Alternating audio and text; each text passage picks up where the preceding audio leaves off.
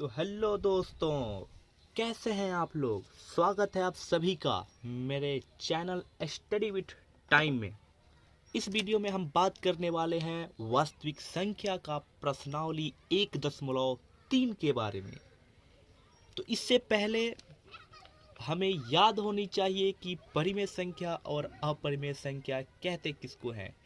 तो मैंने पिछले भी वीडियो में पिछले भी प्रश्नावली में बात इस पे कर चुके हैं, फिर भी आपको याद दिलाने के लिए फिर से एक बार इसको याद कर लें कि परिमेय संख्या वो होती है जिसको P/Q के रूप में लिखा जा सके, जहां Q नॉट इक्वल 0 हो और A भी एक पूर्णांक हो, और इसके विपरीत अपोजिट अपरिमेय संख्या हो जाती है। ठीक है, अब हम प्रश्नावली 1.3 की ओर बढ़ते हैं। तो क्वेश्चन नंबर पहला को देखते हैं कि क्वेश्चन नंबर पहला परिमेय प्रश्नावली 1.3 में क्या है। तो क्वेश्चन नंबर 1 है कि सिद्ध कीजिए कि √5 एक अपरिमेय संख्या है। ठीक है, तो जैसा कि मैंने पहले ही बोला कि आपको परिमेय और अपरिमेय संख्या याद है, तो इस पे आइए हमको इसको सॉल्व करते हैं।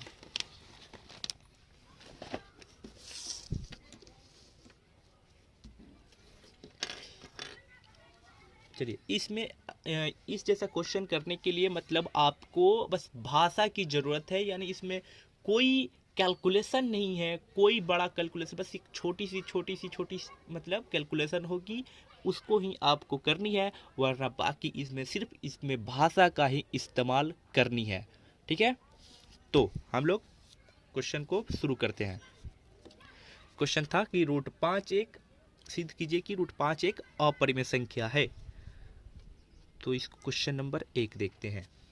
देखिए, इसमें मैंने अभी भी बोला कि इसमें सिर्फ भाषा यानी लैंग्वेज का इस्तेमाल करना है।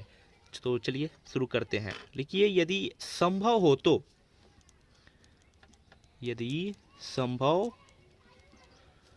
हो तो माना कि √5 एक परिमेय संख्या है। ठीक है, संख्या है, यानी कि आपका √5 बराबर A/B, यानी जिस परिमेय संख्या को A/B के रूप में लिखते हैं। ठीक है, जहां B नॉट इक्वल्स 0 है। और एक चीज याद होनी चाहिए आपको कि A और B जो है यहाँ पे सभाज्य है, और जब दो सअभाज्य के बीच का एचसीएफ हमेशा 1 होती है, इस बात को आप हमेशा याद रखें। ठीक है, कि दो अभाज्य संख्या या सअभाज्य संख्या का जो एचसीएफ होती है वो हमेशा और हमेशा 1 होता है। देन अब √5 जो है, अब यहाँ पे देखिए A बराबर क्या हो जाएगा, √5 और B इंटू B। अब दोनों तरफ वर्ग करने पर स्क्वायर बोथ साइड, यानी दोनों तरफ वर्ग करने पर। ठीक है, तो वर्ग करने पर क्या हो जाएगा, आपका A² इक्वल्स √5 B का होल स्क्वायर। अब इसको तोड़ें तो A² √5 का आप स्क्वायर कीजिएगा तो वो 5 हो जाएगा B²।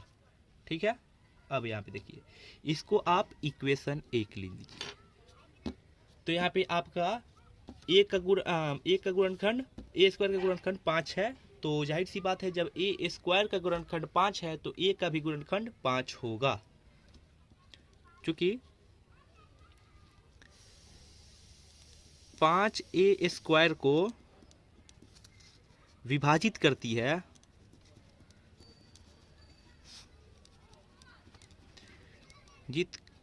है, तो 5 जो है A को भी विभाजित करेगी।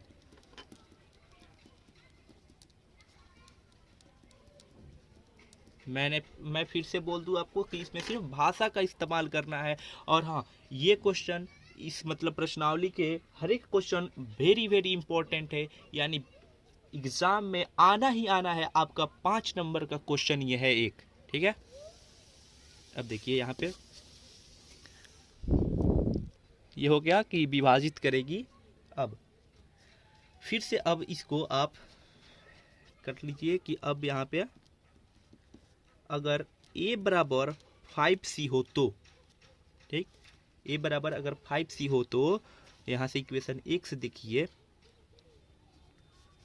स्क्वायर कर लीजिए यहाँ पे, स्क्वायर बोथ साइड यानी दोनों तरफ वर्ग करने पर ए स्क्वायर बराबर 5c का होल स्क्वायर यानी ए स्क्वायर बराबर 25c स्क्वायर, ठीक है।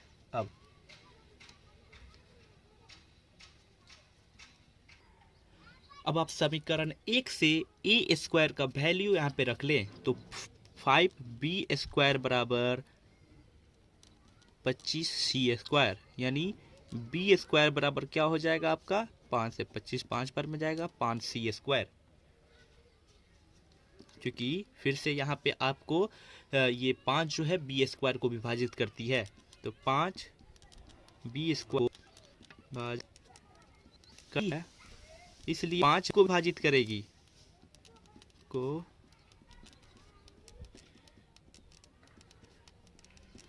विभाजित करेगी, ठीक है। अब देखिए यहाँ पे ए और बी दोनों 5 से विभाजित हो रहे हैं, ठीक है, तो इनका HCF जो होगा नॉट इक्वल्स 0 हो जाए, सॉरी 1 हो जाएगा, क्योंकि दो ए और बी यहाँ पे देखे हैं कि ए और बी जो है सहअभाज्य है और दो सहअभाज्य का जो HCF होता है हमेशा और हमेशा एक ही होता है, जबकि यहाँ पे आपका ये सब करने के बाद हमें ये पता चला कि ए और बी का को 5 भी विभाजित करता है। तो इसको लिख लें आप कि चूंकि ए और बी दोनों को 5 विभाजित करता है,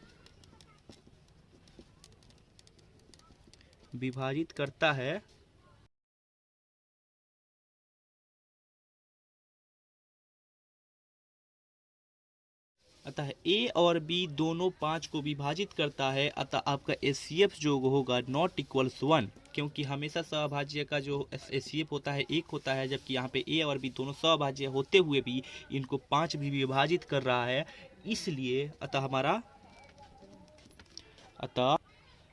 हमारा अवधारणा एक दूसरे के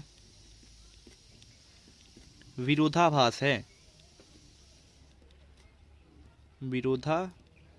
है, अर्थात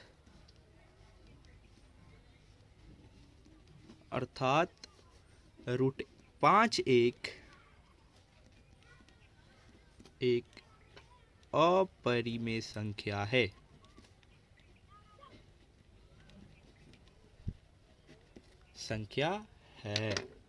यही हमें प्रूव करनी थी,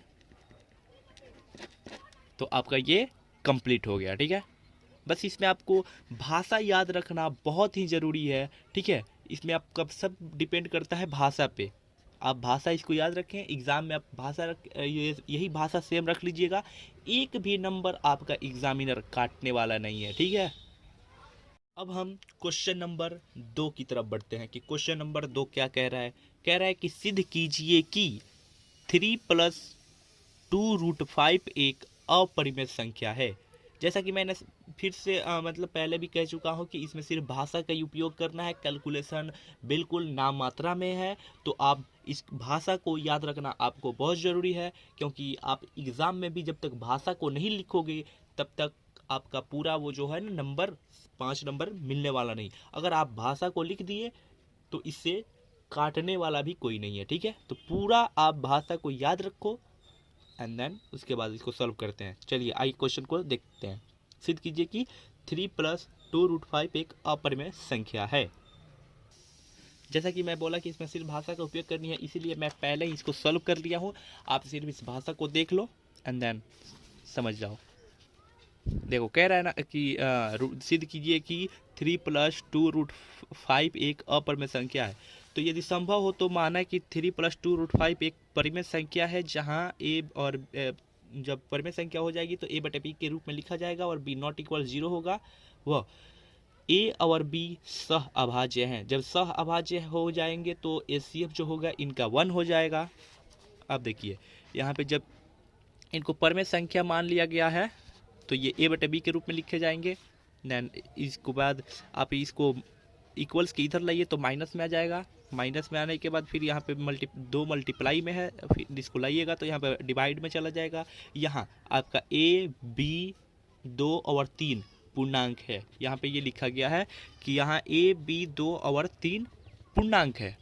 ठीक है, अब इसको इक्वेशन मान लीजिए। तो देखिए इसमें है कि समीकरण 1 के बायां पक्ष, यानी जो ये बायां पक्ष है इसका एक अपरिमेय संख्या है, तथा इसका दायां पक्ष जो है ये दायां पक्ष ये परिमेय संख्या है। अतः हमारा अवधारणा एक दूसरे के विरोधाभास है, यानी कभी भी परिमेय संख्या अपरिमेय संख्या के बराबर नहीं होगा, अर्थात 3 + 2√5 एक अपरिमेय संख्या है। यही तो प्रूफ करनी थी हमें, यही ना चाहिए था। डन, क्वेश्चन ये कंप्लीट हुआ। अब हम पढ़ते हैं क्वेश्चन नंबर 3 की ओर। तो आप क्वेश्चन नंबर 3 को देख लो। क्वेश्चन नंबर 3 कह रहा है कि सिद्ध कीजिए कि निम्नलिखित संख्याएं अपरिमेय संख्या होती हैं या हैं, जो भी हो।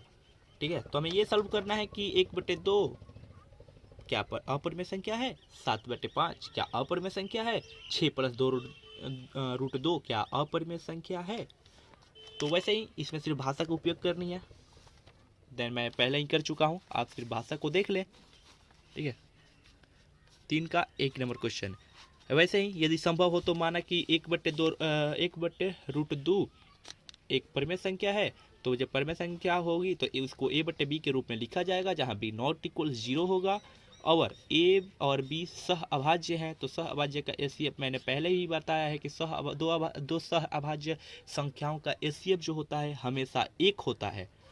अब देखिए जब परिमेय संख्या हो गया तो इसको a/b के रूप में लिखा जाएगा, यानी इसको आप इसे क्रॉस मल्टीप्लाई कर लें। ठीक है, तो √2 = b/a इसको इक्वेशन मान लें, क्योंकि हम जानते हैं कि √2 एक अपरिमेय संख्या है। ये आपका प्रमेय है। देखिए मैंने यहाँ पे दिखा रहा हूँ आपको,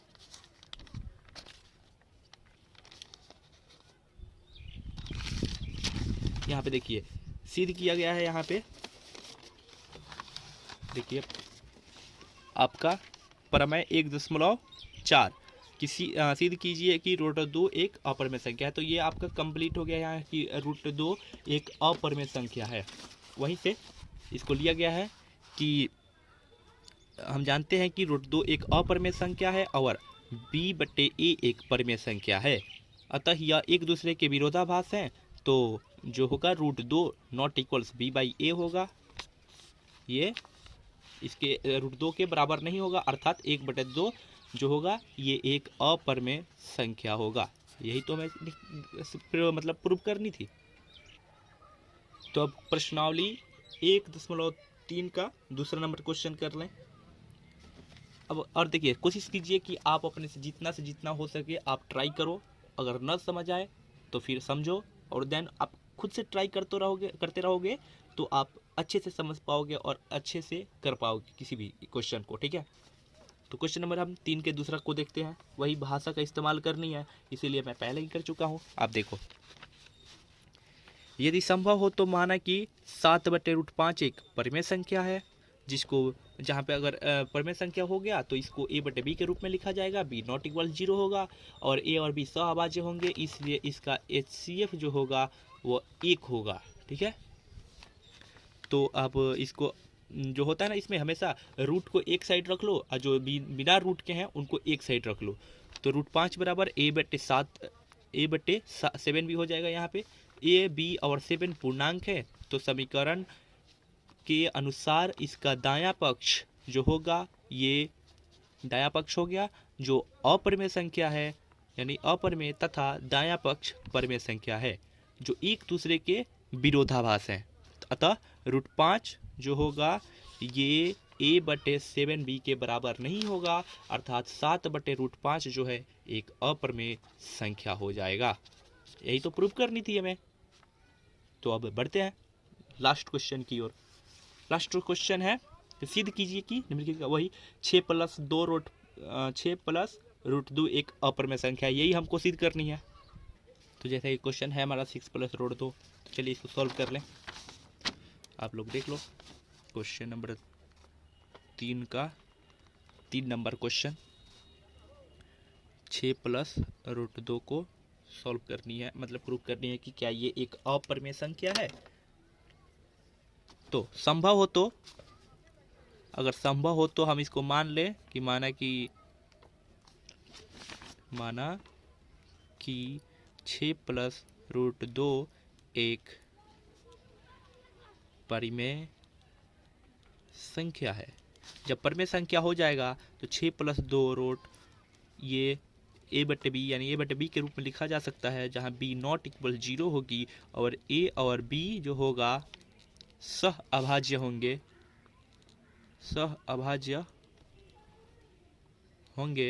तो a और b का जो HCF होगा आपका 1 होगा। फिर से बता दूं मैं आपको कि दो सह अभाज्यों का HCF हमेशा 1 होता है, ठीक है ना।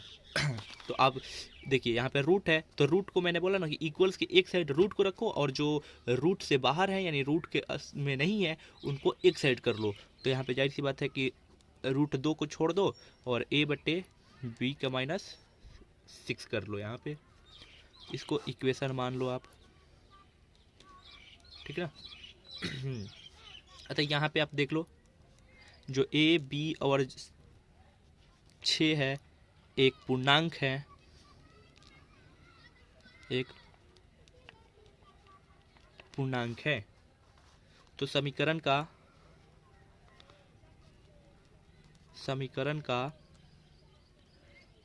बायां पक्ष जो है √2 एक अपरिमेय संख्या है, क्योंकि परिमेय 1.4 में ये सिद्ध किया गया है कि √2 एक अपरिमेय संख्या है। तो समीकरण ये क्या बोलते हैं, इक्वेशन में आपका बायां पक्ष जो है √2 एक अपरिमेय संख्या हो गया और दायां पक्ष जो है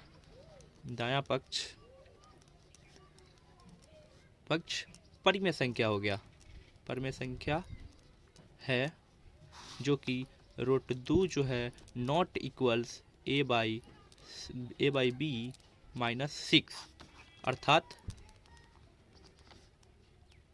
6 + √2 एक अपरिमेय संख्या है, अपरिमेय संख्या है। तो ये प्रश्नावली हम लोग का कंप्लीट हो चुका है। तो दोस्तों इस वीडियो को आप ज़रूर लाइक करो और इस चैनल को तो सब्सक्राइब करना बिल्कुल ही मत भूलो। ऐसी वीडियो हम लाते रहेंगे और आप तक हर एक एक्सरसाइज का सॉल्व करके क्वेश्चन बताते रहेंगे। अगर आपको कहीं डाउट हो तो आप कमेंट करके पूछ सकते हैं। Thank you for watching.